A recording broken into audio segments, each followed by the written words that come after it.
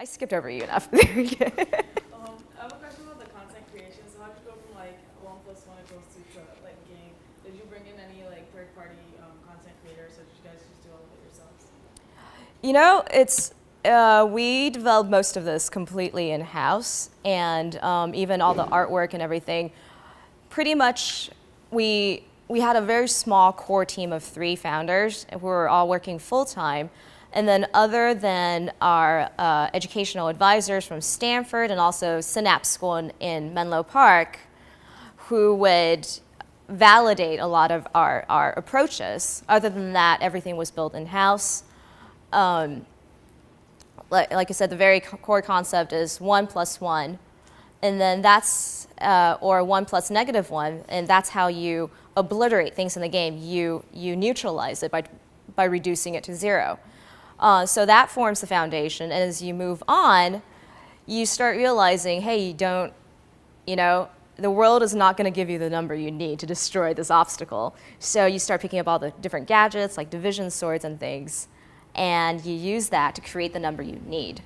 But again, this comes back to how it was really convenient to have the curriculum as a guide, because you just move through that. It's like, okay, now we got addition, now we have multiplication. What's the next thing we have to teach, and what tool or spell do we invent to augment the numbers in a way that would align to the standard? So, sure. How did you go about, I guess, like, how did you contact the schools to test? Like, did you contact the principal?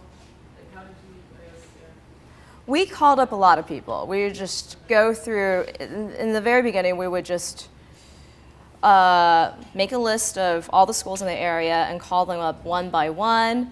We tried the door-to-door salesman technique, that pretty much just anything to get our foot in through the door. And eventually, you start finding teacher advocates who are great, because they start introducing you to the district, and it just ripples outwards like that. So, sure, no problem. A lot of us are biting off more than we can chew on purpose, just like you did. Yeah. So what would you say is the biggest advantage and disadvantage of not knowing the industry and like the full landscape of what you're going into? Because I imagine there are some advantages to that as well, just on how you're thinking about it. Biggest advantage, I'd say, is that you look at everything with a very, very fresh eye. I'm sure you've heard of this already, but it actually is true. You don't get stuck into the old way of doing things, because that's just how it's always done. You're really building something that you know and you love. And not only was our team kind of outsiders to education, none of us were parents. So most people I know that are in education and technology, if you hear the story of their inspiration, it's very most often something like, my child was struggling with this, my child loves that, and that's how we went about it. We're like, oh, no kids. But, we have something working in our favor, is that I still feel like our team has the mindset of a 12-year-old, which is great for designing games. Could be sometimes horrible when it comes to executing parts of the business that's not game related. So there was a lot to learn, but ultimately, coming at it with a fresh eye was the greatest benefit. The biggest drawback, of course, is that you have to relearn things that everyone else in the industry already knows. But it's incredible validation when you think of something on your own with your team, and then you take it out to your users, and they're thrilled. They're like, this is something we've always been looking for. And it was also really thrilling when we found our advisors through Stanford that they see this, they say, hey, this is something we've always been looking for, but we tried to work with industry experts, and they couldn't create something like this. And I think it's all because of too much of the in-the-box thinking. But as for dealing with biting off more than you can chew, I think that's going to be your life from now on. There's no going back. I deal with it by setting a lot of personal goals, like, okay, I have a very strange skill set. I'm going to see where they intersect, where are the holes in these skill sets that I need to fill in, and then I set goals, say every year, like, okay, I need to raise my knowledge in this area up to at least here until I can hire someone else who's better at it to do it for me. So, here. How do you maintain balance, like between you and your team, like product design, and then also like all the other aspects of business, selling the product, PR, marketing? It's difficult because it's so divergent, the things you're trying to do. And we're weird in that all of us work on product, and almost all of us work on PR, marketing, and business aspects as well. So in terms of the design flow, coming back to the question we had a little earlier, trying to fit creation into and marketing into the same timeline is something that constantly requires adjusting. So what we try to do is focus purely on product for a set period of time.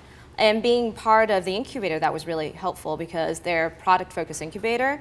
So that was 4 or 5 solid months on product.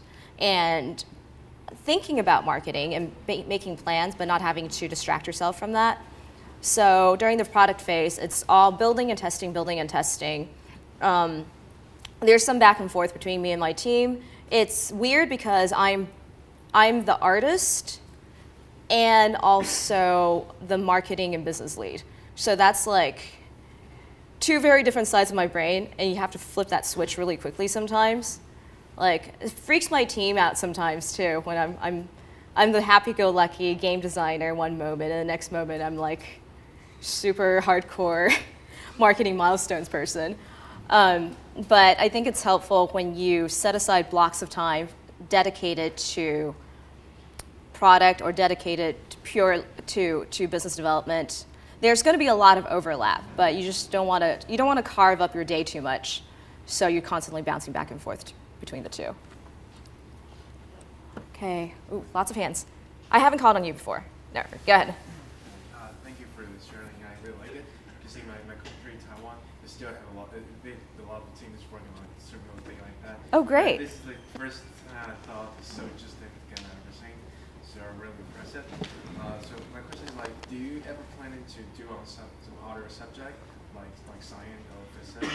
Because in those team that are working on those like history or science, and they're using like questions. You have to answer those questions to go to the next level, which makes this not that interesting as yours because it's very intuitive. Like you're actually playing the game. So I was wondering, do you have any plans on other subject? Absolutely, yes. We started with math just because it forms the building blocks to the rest of the STEM subjects. So once we start off with math and then get a solid foundation on that, you can easily see how this format could evolve to accommodate teaching a lot of other sciences. Say, chemistry would be great for this, biology, physics. You can run physics simulations in here.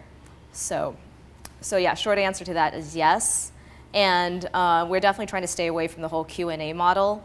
I think we encountered a different math game that was also 3D immersive, and we're all really psyched about playing it. And once we started playing, we realized you run around in the 3D world, and a math question would pop up, and you answer it, and you go on, which really defeats the purpose of having that sort of interaction. So what we're hoping here is to lay out the foundation and then add on to that. Yeah. Okay.